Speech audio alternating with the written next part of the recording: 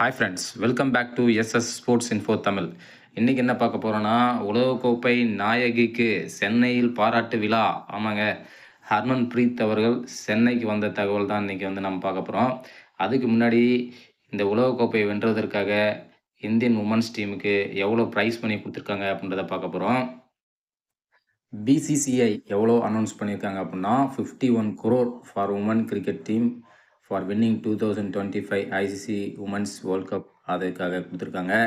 அதே போல் அடிஷ்னலாக ICC prize money for the tournament win அதுக்கு பார்த்திங்கன்னா 39.78 கோடி கொடுத்துருக்காங்க. அதே யூஎஸ் டாலரில் பார்த்திங்கன்னா 4.48 மில்லியன்.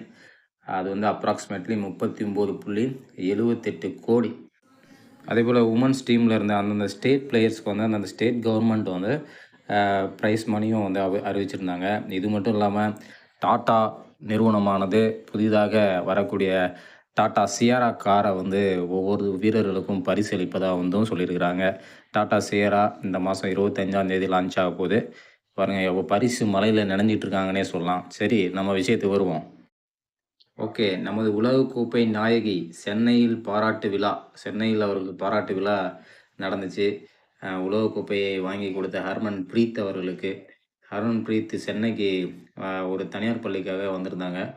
தனியார் பள்ளிக்கு அழைப்பின் பேரில் வந்திருந்த பொழுது அவருக்கு அந்த பள்ளியில் பார்த்திங்கன்னா தடால் புடலாக வரவேற்பு நடந்துருந்துச்சு.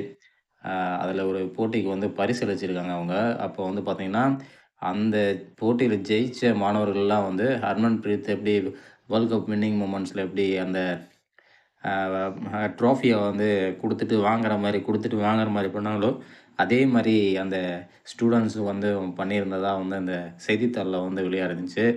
அதே மாதிரி ஹர்மன்பிரீத்திட்ட பல கேள்விகள் அந்த ஸ்டூடெண்ட்ஸ்லாம் முன் வச்சுருந்துருக்காங்க.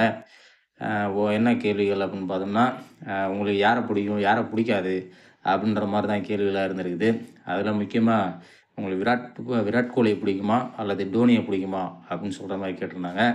நீங்கள் விராட் கோலி ஃபேனா இல்லை டோனி ஃபேனா அப்படின்றத கமெண்ட் பாக்ஸில் தயவு செஞ்சு கமெண்ட் பண்ணுங்கள் ஃப்ரெண்ட்ஸ். அதுக்கு ஹர்மன்பிரீத் சொல்லியிருக்காங்க, எனக்கு தலை தோனியை தான் பிடிக்கும் அப்படின்றத சொல்லியிருக்காங்க. அரங்கமே ஒரே சலசலப்பாக இருந்திருக்கு. அடுத்ததாக உங்களுக்கு தலை தோனி பிடிக்குமா இல்லை ஸ்மிருதி மந்தானாவை பிடிக்குமா அப்படின்னு அடுத்த கேள்வியும் கேட்டிருக்கிறாங்க. அதற்கு சிரிச்சுக்கிட்டே அவங்க எனக்கு ஸ்மிருதி மந்தானாவை தான் பிடிக்கும் அப்படின்னு சொல்லியிருந்தாங்க. அதுக்கும் அரங்கமே சலசலப்பாக இருந்துருக்கு ஃப்ரெண்ட்ஸ். ஸோ இந்த மாதிரி பல கேள்விகள் அடுக்கடுக்காக வச்சுருந்துருக்குறாங்க. இதுதான் இன்றைக்கி செய்தித்தாளில் வெளியாகிருந்த ஒரு விஷயம். ஓகே ஃப்ரெண்ட்ஸ், இந்த இன்ஃபர்மேஷன் உங்களுக்கு இன்ஃபர்மேட்டிவாக இருக்கும்னு நினைக்கிறேன். மீண்டும் அடுத்த வீடியோவில் உங்களை சந்திக்கிறேன். நம்ம சேனலை சப்ஸ்கிரைப் பண்ணிக்கோங்க. Thank you, bye friends.